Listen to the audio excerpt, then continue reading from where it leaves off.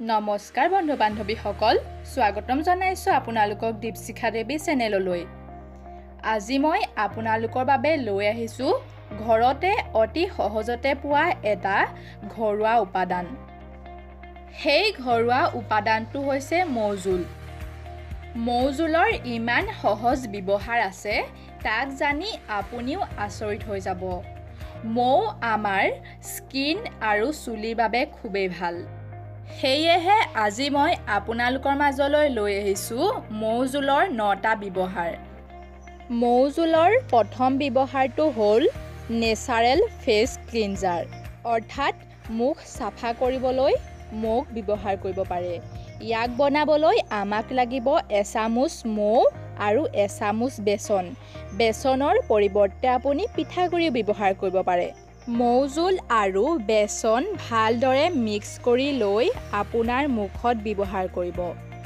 মৌত এণ্টিবেক্টেৰিয়েল তত্ত্ব আছে যি আমাৰ স্কিনত গভীৰলৈ গৈ চাফা কৰাৰ লগতে আমাৰ স্কিন বগা আৰু স্বাস্থ্যৱান কৰি তোলে। এনেদৰে 2 বা 3 মিনিট মাছাজ কৰাৰ পিছত ঠাণ্ডা পানীৰে মুখ ধুই দিব। মৌজোলৰ 2 নম্বৰ ব্যৱহাৰটো হৈছে একনি ট্ৰিটমেণ্ট, অৰ্থাৎ মুখত হোৱা ফুহা আদি ঠিক কৰিবৰ বাবে মৌজোল ব্যৱহাৰ কৰিব পাৰে। মৌজোলৰ লগত অলপমান চন্দনৰ গুড়ি মিলাই ভালদৰে এটা পেষ্ট তৈয়াৰ কৰি ল'ব। এই পেষ্টটো আপোনাৰ ফুহা হোৱা ঠাইত ব্যৱহাৰ কৰিব। এই মিশ্ৰণটো ৰাতি শোৱাৰ আগত ফুহা হোৱাৰ ঠাইত লগাই শুই যাব আৰু ৰাতিপুৱা ঠাণ্ডা পানীৰে মুখ ধুই দিব। মৌজোলৰ 3 নম্বৰ ব্যৱহাৰটো হ'ল যদি আপোনাৰ চুলি খহটা হৈ পৰিছে তেনেহ'লে আপুনি মৌজোলক ব্যৱহাৰ কৰিব পাৰে। ইয়াৰ বাবে আপুনি 3 চামুচ মৌৰ লগত 2 চামুচ নাৰিকল তেল মিহলাই এটা হেয়াৰ পেক বনাই ল'ব।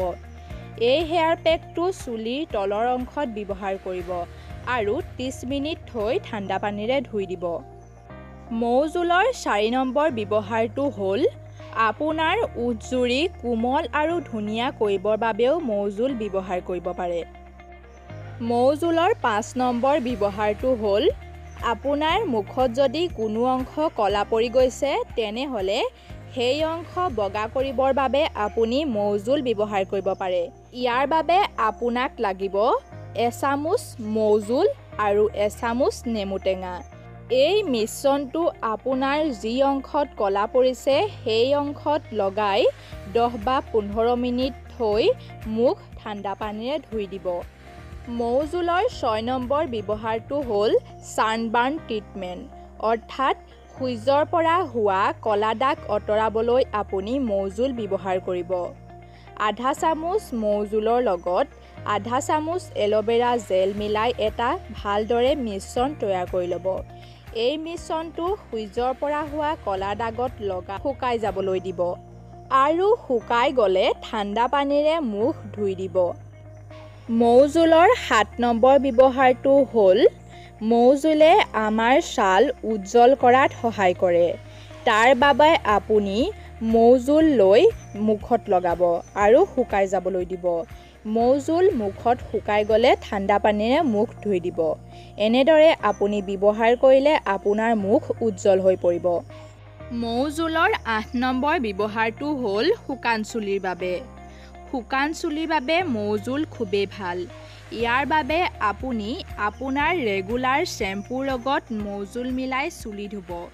মৌজোলে আমাৰ চুলি মইশ্চাৰাইজ কৰে। একেবাৰে শেষৰ ব্যৱহাৰটো হ'ল hair conditioner mask. Hair conditioner mask বনাবলৈ আমাক লাগিব 4 চামুচ দৈ, এচামুচ মৌজোল আৰু এচামুচ নাৰিকল তেল। এই হেয়াৰ পেকটো আপোনাৰ গোটেই চুলিত লগাব আৰু 30 মিনিটমান ৰাখি চুলি ধুই দিব। আজি ভিডিঅ'টোত আছিল ইমানেই। যদি আপুনি মোৰ ভিডিঅ'টো চাই ভাল পায় তেনেহ'লে মোৰ ভিডিঅ'টো লাইক কৰিব, মোৰ চেনেলটো ছাবস্ক্ৰাইব কৰিব আৰু মোৰ ভিডিঅ'বোৰ আপোনাৰ ফ্ৰেণ্ড আৰু ফেমিলিৰ লগত শ্বেয়াৰ কৰিবলৈ নাপাহৰিব। পুনৰ লগ পাম মোৰ এটা নতুন ভিডিঅ'লৈ। তেতিয়ালৈ ধন্যবাদ।